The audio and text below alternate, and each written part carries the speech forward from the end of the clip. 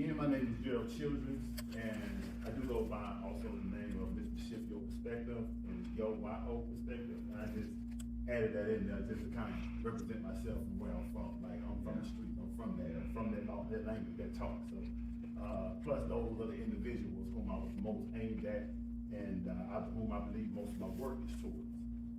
So, with that being said, I want to get into this here. Domestic violence is a very, very, very serious topic. And honestly, it's one of those topics that I know for myself, I never considered me growing up.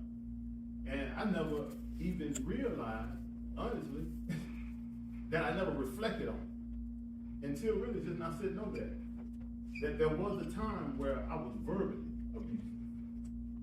And because I grew up in an environment where I've seen my mother jumped on by my father and how it dealt, how it affected me, that's something I swore I'd never do. So while I had never been one to beat on a woman, I did it verbally. And I found myself in relationships as a young teenager, young adult, actually dealing with women that needed healing as well. And so the reason why I say that is because it was a type of environment where the type of women I dealt with sought that out.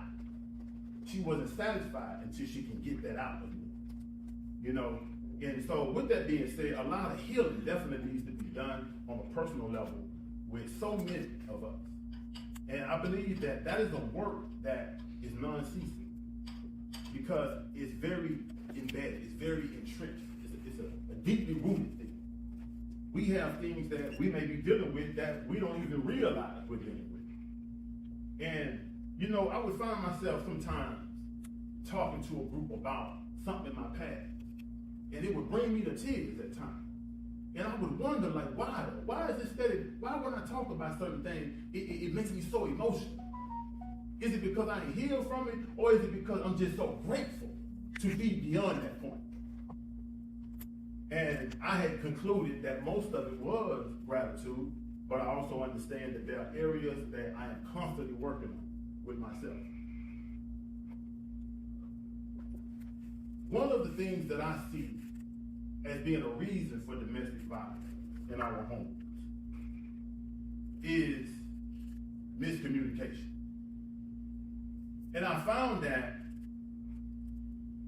under most situations, a lot of us don't take enough value into being properly understood, into being, having a value for words, to the point to where I'm saying exactly what I mean. And I'm not just saying something and expecting you to understand what I mean.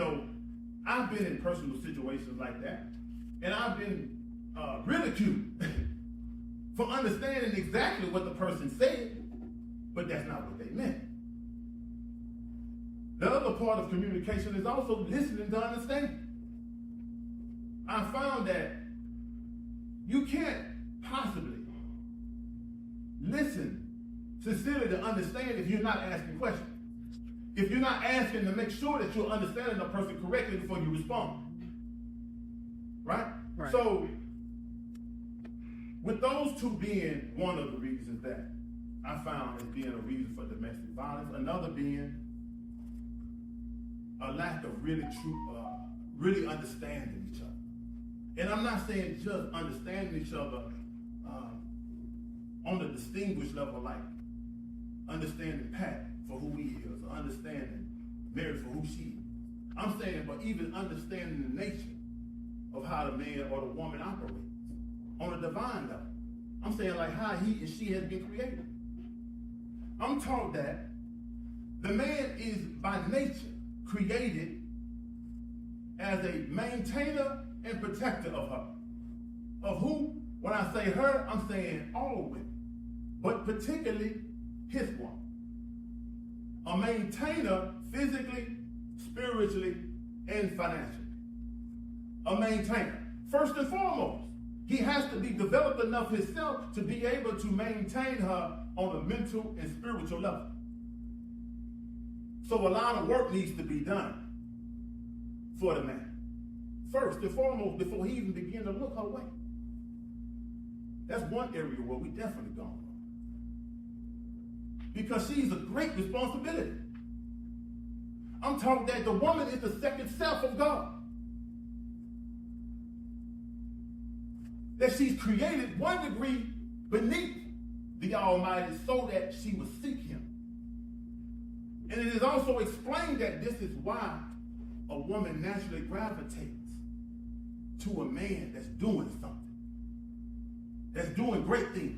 He's working, he's producing. Why? Because she comes from a God that is always producing and doing something. Even if he is doing something negative. So if she is not, quote, healthy in her perspective, she still will gravitate to that.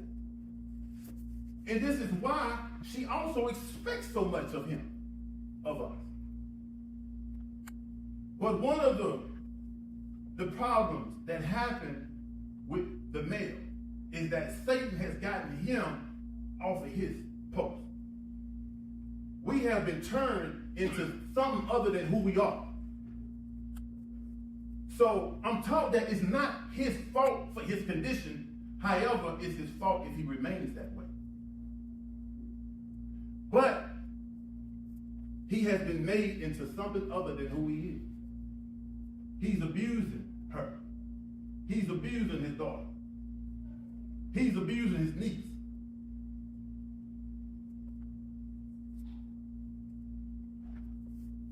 And even though he may not even understand that divinely he's made to be a maintainer. Because a lot of brothers grow up wanting a woman who doing great things financially. Well, I don't get her. Oh, she'll die. Yeah, brother, man, yeah, she'll die. Brother, she'll lawyer. Oh, yeah. You better get her. Well, what are you doing, bro?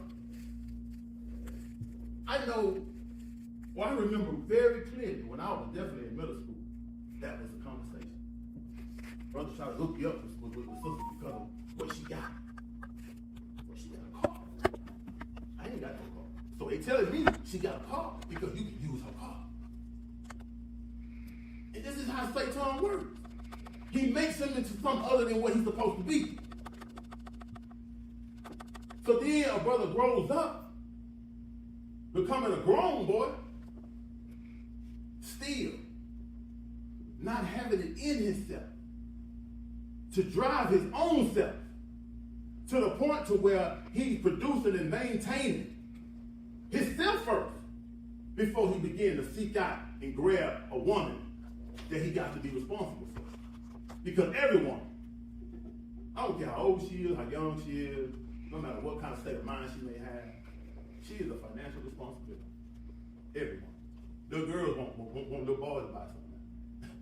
He ain't gonna get away either. The little boy she wants the candy. You gotta bring the candy. Where the candy is? I know my stepson, he like 15. He took his first girlfriend to the movie. I think how much we ended up giving that boy? I think we gave him like $100. And this was his first experience of him being so surprised at how much all that stuff cost him. Mm-hmm. He was like, he trying to put a pinch on him. But that was a good experience for him. The nature of the woman has been created to be a consoler, a comfort. She's a life bearer. She breathes life into anything that she touches. You know why the sister is so much like us? It's because when she admires a man, she naturally would begin to absorb his traits and reproduce it in herself, even if it's negative. So, understanding his nature and her nature, when we go into a situation where he's not producing like he needs to be, and again, even if he's even aware of it or not, that this is what you're supposed to be doing, he's disturbed internally, but he don't know why. So you're dealing with a man that's in balance, and he comes out, what we say, emotionally, and he's seeking comfort from her. But again, she can't give comfort to somebody who's not producing. So she's disturbed because she's having to bear weight that she wasn't designed for. And this is another reason why in most marriages or relationships, in the home, we have all this disturbance going on. And it's because Satan is at work.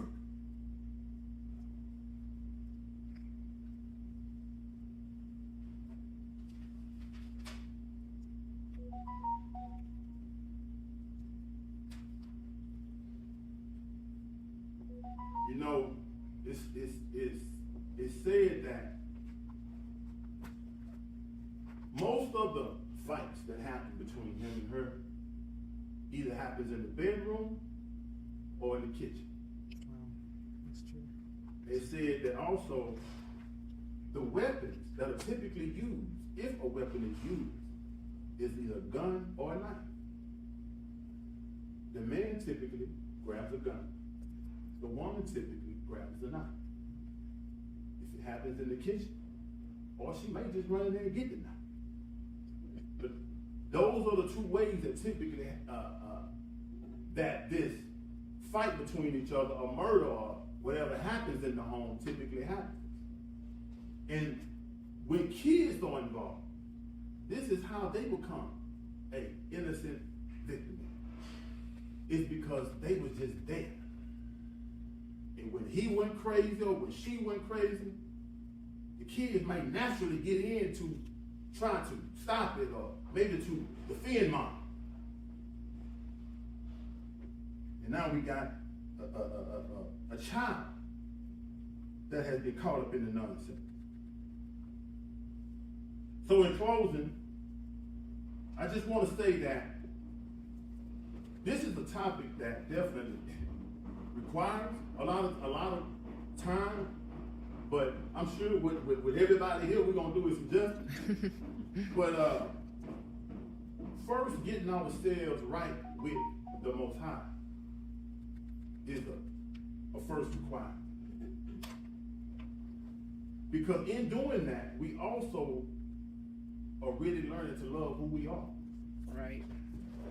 And with love itself, we begin to not deal with certain things, not allow certain things, not accept certain things. Removing alcohol from the dynamic, because that is also a factor thing in this whole domestic issue in the home. Working better on our communication, talking to be understood, listening to understand. And that's a skill. That's something we gotta consciously work at. In general conversations with me and the brother, it don't matter how trivial the conversation may be. We have to use that time to really work on talking to be understood, listening to understand certain things. Not allow certain things, not accept certain things. Removing alcohol from the dynamic, because that is also a factor thing in this whole domestic issue in the home. Working better on our communication, talking to be understood, listening to understand. And that's a skill. That's something we gotta consciously work at. In general conversations with me and the brother, it don't matter how trivial the conversation may be. We have to use that time to really work on talking to be understood, to be properly, correctly understood, and listening to understand what a person is saying. And also, the more we understand ourselves, the better position we'll be in to corner those emotions that arise sometimes. Sometimes we get offended behind something we shouldn't even be offended by. That when you look at it a week later, it sounds stupid to even repeat it. But at that moment when it happened, it just seems so legit. But with all that being said, I appreciate your attention, time, peace and blessings. Thank you. That was all.